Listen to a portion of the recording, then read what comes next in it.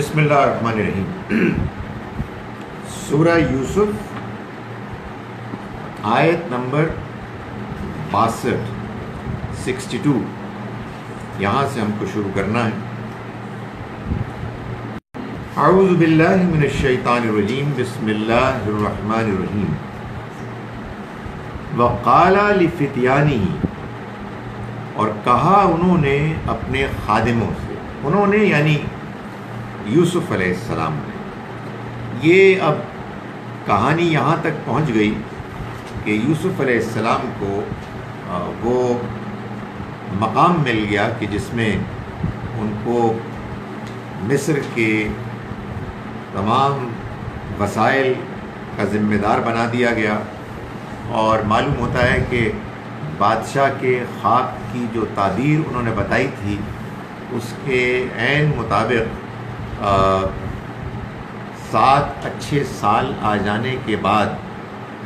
قحط کے سال شروع ہو گئے، جس میں جو غلہ انہوں نے جمع کیا تھا اس کو اب ایک خاص طریقے سے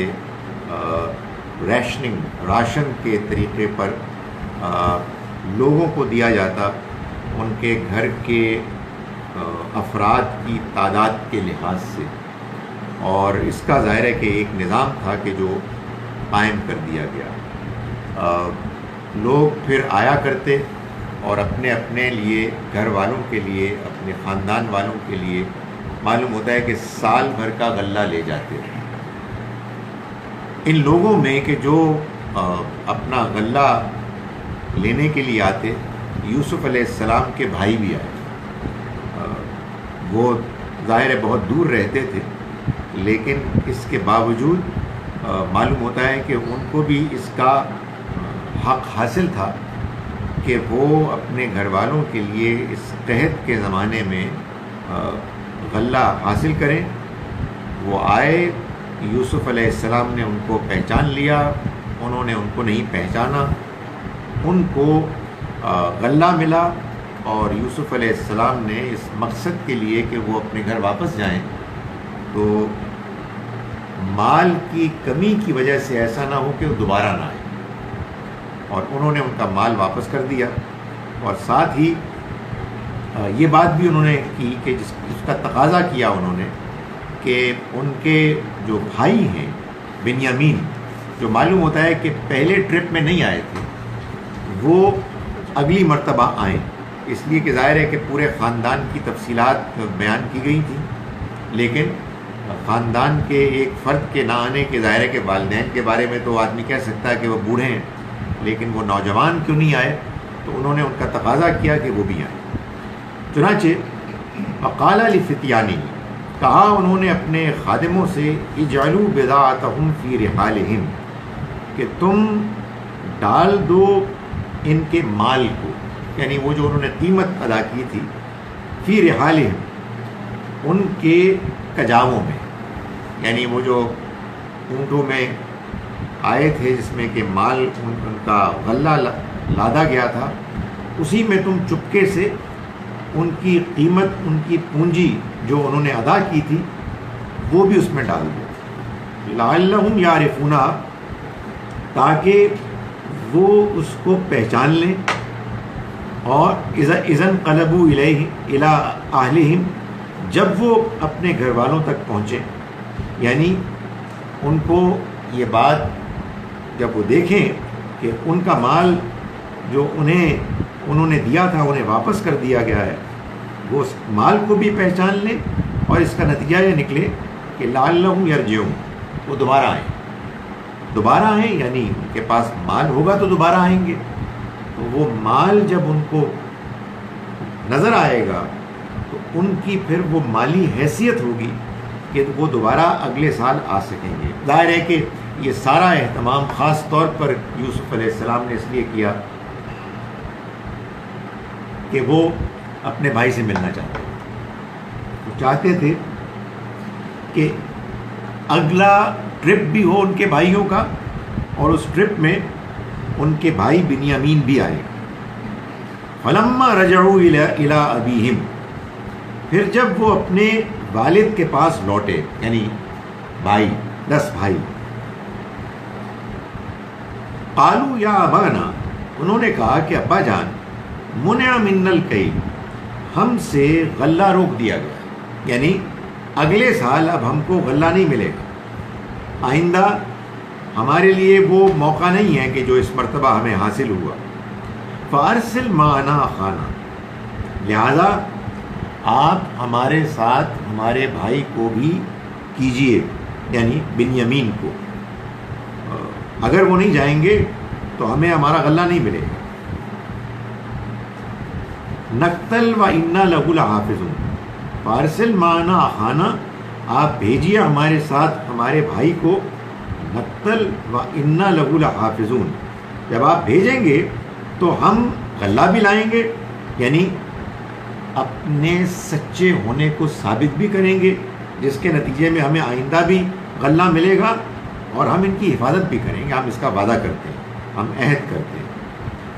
قال هل آمنکم علیہ الا کما امنتکم علی اخیہ من قبل،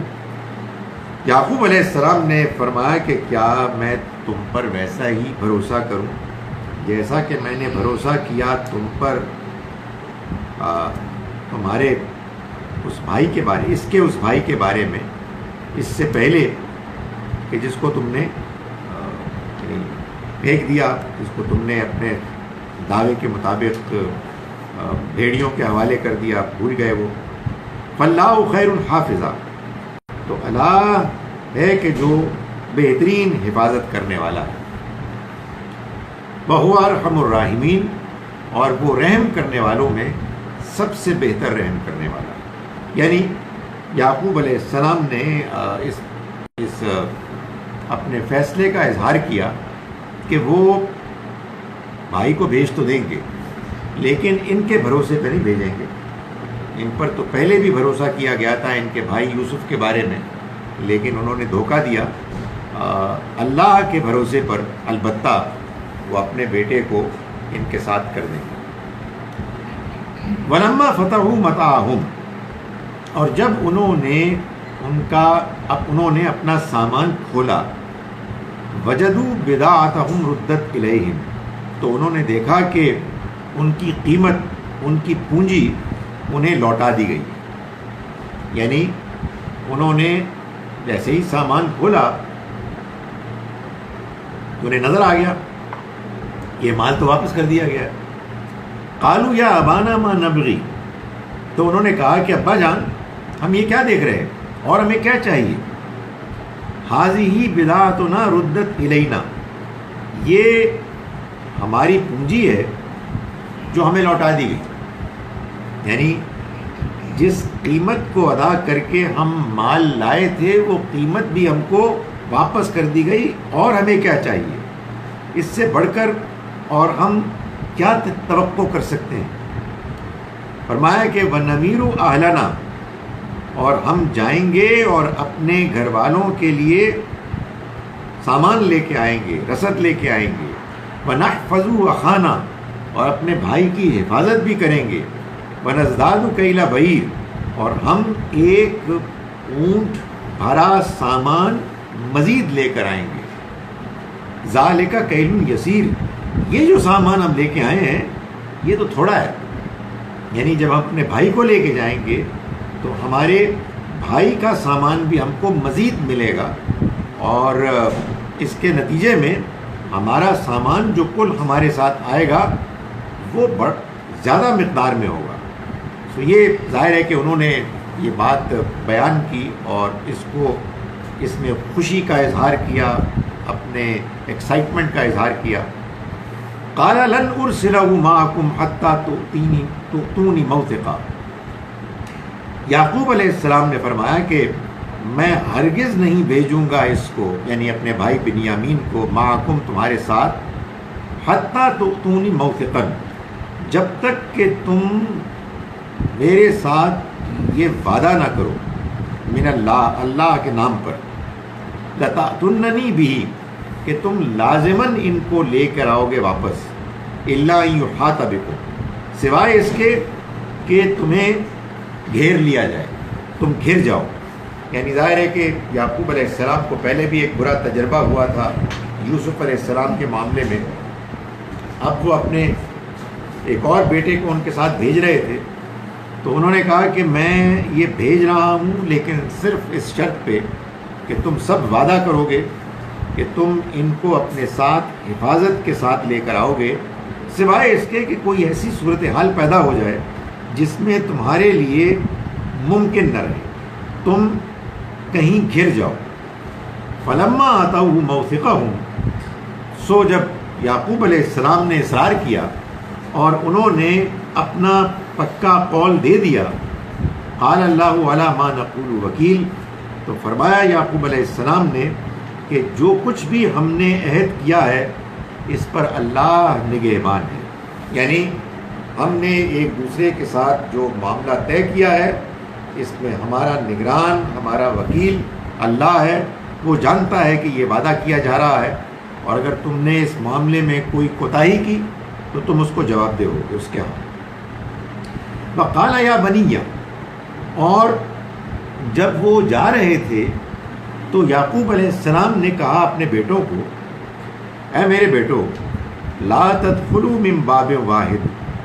تم ایک دروازے سے، ایک شہر کے بڑے دروازے سے داخل نہ ہونا، وادخلوا من ابواب متفرقہ، بلکہ تم شہر کے مختلف الگ الگ دروازوں سے داخل ہو، یعنی ظاہر ہے کہ 10 نہیں بلکہ 11 بھائی وہ داخل ہوں ایک قافلے کی صورت میں، تو قحط کا زمانہ ہے، لوگ ان کو بڑی شک کی نگاہ سے دیکھتے ہیں کہ اتنی بڑی تعداد میں لوگ آ رہے ہیں، معلوم ہوتا ہے کہ ان کا ارادہ ٹھیک نہیں ہے، شاید یہ لوٹنے کے لیے آ رہے ہیں۔ تو یعقوب علیہ السلام کے ذہن میں یہ تدبیر آئی کہ یہ بہتر آئیڈیا ہوگا کہ یہ لوگ داخل ہوں ٹکڑوں میں، کوئی ایک دروازے سے، کوئی دوسرے دروازے سے۔ فرمایا وما اغنی عنکم من اللہ من شیء، انہوں نے کہا کہ میں اللہ کے مقابل میں تمہارے کچھ بھی کام نہیں آ سکتا، مطلب یہ ہے کہ یہ جو میں تمہیں بات کہہ رہا ہوں یہ محض ایک تدبیر ہے، یہ میں تمہیں ایک آئیڈیا دے رہا ہوں، اس سے امکان ہے کہ تم جو خطرہ خدشہ ہے اس سے بچ جاؤ گے، لیکن میں اللہ کے مقابلے میں اگر اللہ کا کوئی فیصلہ ہے تو میں اس کے مقابلے میں تمہارے کچھ کام نہیں آ سکتا، اس لیے کہ ان الحکم الا للہ، تمام اختیار اللہ کے ہاتھ میں، سارا فیصلہ اسی کی جانب سے سرزد ہوتا ہے، علیہ توکلت، میں نے اس پر بھروسہ کیا، وعلیہ فلیتوکل المتوکلون، اور اسی پر چاہیے کہ بھروسہ کریں بھروسہ کرنے والے، یعنی میں تم کو جو یہ آئیڈیا دے رہا ہوں کہ تم شہر کے اندر داخل ہوتے ہوئے الگ الگ دروازوں سے جانا، یہ محض ایک تدبیر ہے، میں اس تدبیر کے بعد یہ نہیں کہہ سکتا کہ اگر اللہ کا فیصلہ اس کے مقابلے میں کچھ اور ہے تو تمہاری یہ تدبیر کچھ کام آ جائے گی، نہیں، میرا اصل بھروسہ تو اللہ پر ہے، سارا فیصلہ، سارا اختیار اللہ کے ہاتھ میں ہے، اور اسی پر چاہیے کہ بھروسہ کرنے والے بھروسہ کریں۔ وَلَمَّا دَخَلُوا مِنْ حَيْثُ أَمَرَهُمْ أَبُوهُمْ، اور جب وہ لوگ داخل ہوئے ویسے ہی وہیں سے جہاں سے حکم دیا تھا ان کو ان کے والد نے، مَا كَانَ يُغْنِي عَنْهُمْ مِنَ اللَّهِ مِنْ شَيْءٍ، تو اس پر اللہ تعالیٰ نے یہ فرمایا کہ وہ اللہ کے مقابلے میں کچھ کام نہیں آ سکتا تھا، یعنی اللہ کا فیصلہ جو بھی تھا وہ تدبیر اس کے مقابلے میں ظاہر ہے کہ کوئی حیثیت نہیں رکھتی تھی، الا حاجتاً فی نفس یعقوب قضاہا، سوائے اس کے کہ یعقوب کے دل میں ایک تدبیر تھی، ایک خیال تھا جو اس نے پورا کیا، یعنی یعقوب علیہ السلام نے صورتحال میں خوف، غیر یقینی جو کیفیت تھی اس کا مقابلہ کرنے کے لیے ایک تدبیر کی۔ اللہ تعالیٰ نے فرمایا کہ وہ تدبیر ان کے کام نہیں آنی تھی اللہ کے فیصلوں کے مقابل میں، لیکن بہرحال یعقوب کے دل میں ایک پلان آیا جو انہوں نے پورا کرنا چاہا۔ وَإِنَّهُ لَذُو عِلْمٍ لِمَا عَلَّمْنَاهُ، اور وہ بڑے علم والے تھے اس بنیاد پر کہ جو اللہ نے، ہم نے ان کو علم دیا۔ یعنی مطلب یہ کہ اللہ نے اپنے پیغمبر یعقوب کو علم دیا، سمجھ دی، سوجھ بوجھ دی، جس کی بنیاد پر انہوں نے یہ پلاننگ کی، تو ہم نے ان کو یہ علم دیا۔ وَلَٰكِنَّ أَكْثَرَ النَّاسِ لَا يَعْلَمُونَ، مگر ان میں سے اکثر لوگ نہیں جانتے۔ کہنے کا مقصد یہ ہے کہ دنیا میں انسان تدبیر کرتا ہے، پلاننگ کرتا ہے۔ انسان کی یہ پلاننگ ایسا تو نہیں ہے کہ اللہ نے جو فیصلہ کیا ہے اس فیصلے کی نفی کر دے، اس کے مقابلے میں زیادہ افیکٹو ہو جائے، لیکن اس کا یہ مطلب بھی نہیں ہے کہ انسان پلاننگ نہ کرے، اس کا یہ مطلب بھی ہے کہ انسان تدبیر نہ کرے۔ یعقوب علیہ السلام نے وہ تدبیر کی، انہوں نے حالات کو سامنے رکھتے ہوئے جو بہترین طریقہ ہو سکتا تھا اس کو انہوں نے اپنے بیٹوں کو سجیسٹ کیا، لیکن ساتھ ہی ساتھ یہ بھی واضح کیا کہ یہ بس میری پلاننگ ہے،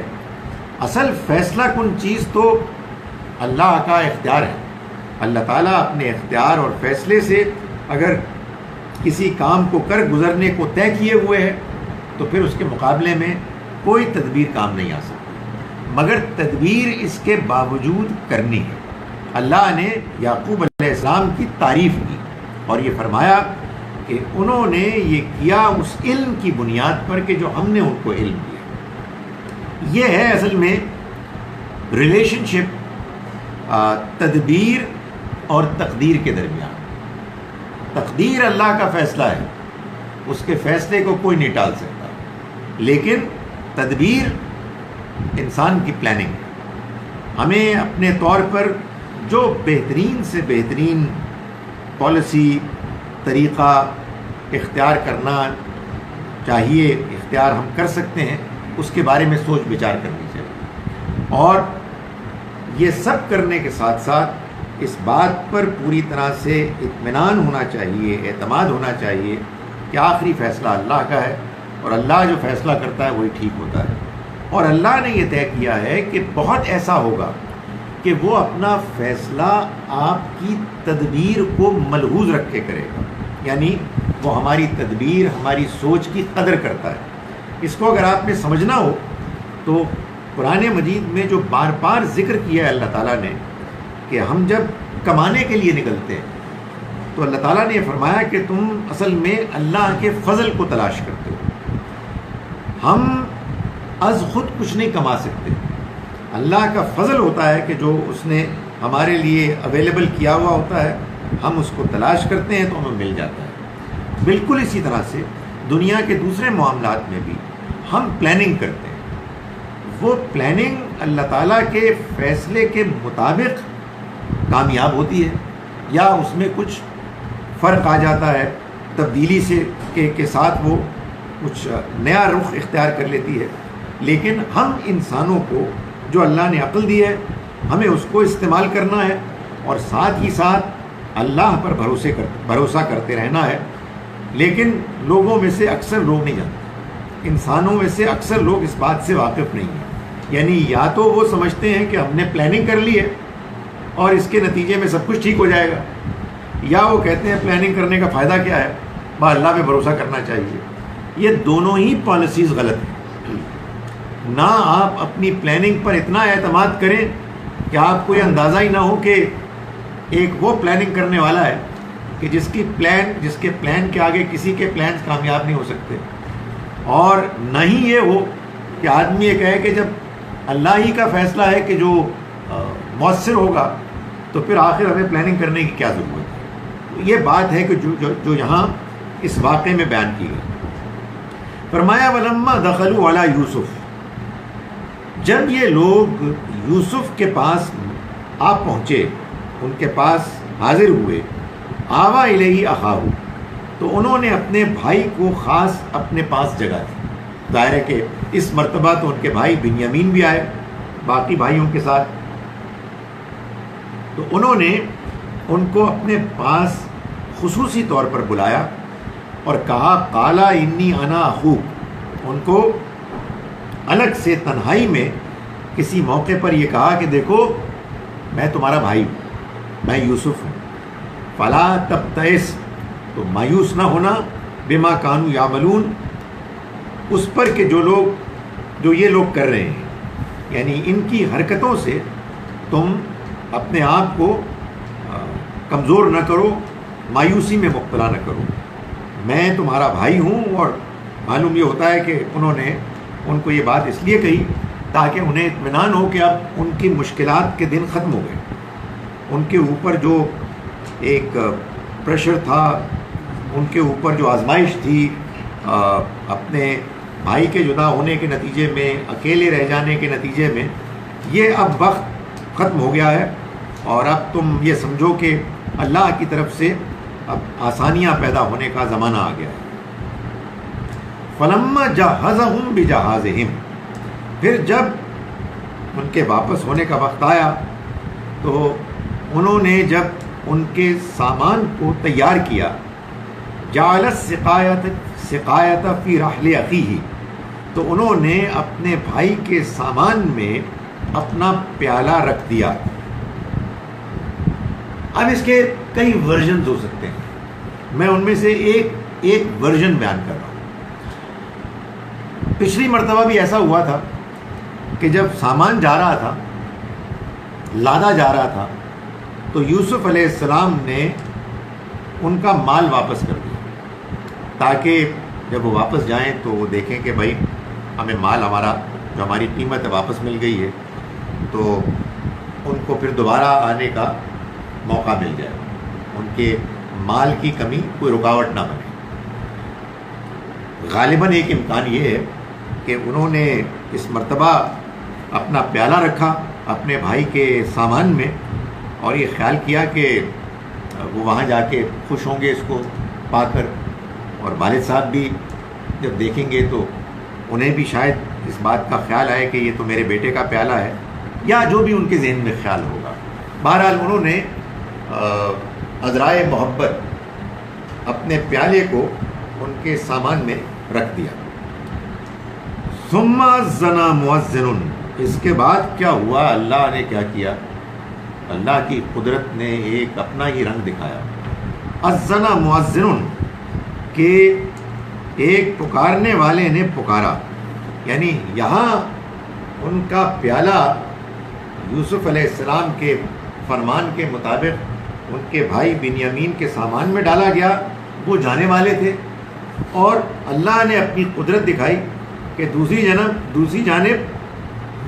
پکارنے والے نے پکارا اور کہا ایتھا العیر انکم لسارقون, اے قافلے والو تم لوگ چور ہو. یعنی معلوم ہوتا ہے کہ کچھ اور واقعہ ہو گیا اور ان لوگوں کو چور لوگ کہنے لگے. قالوا واقبلوا, انہوں نے کہا مڑ کے, اقبلوا علیہم ماذا تفقدون, کہ تم لوگ کیا چیز ڈھونڈ رہے ہو, کیا چیز ہے کہ جو کھوئی گئی ہے. قالوا, انہوں نے جواب میں کہا نفقد سؤال ملک, کہ ہم بادشاہ کا پیمانہ ڈھونڈ رہے ہیں. ولمن جاء به حمل بعیر, اور جو اس کو لے کر آئے گا اس کو ایک اونٹ بھر غلہ زیادہ ملے گا. وَأَنَا بِهِ زعیم, اور میں اس کا ذمہ دار ہوں, میں اس کا ذمہ لیتا ہوں. یعنی انہوں نے یہ کہا کہ دیکھو بادشاہ کا پیمانہ ہو گیا ہے. ادھر کیا ڈالا گیا تھا, یوسف علیہ السلام کا پیالہ,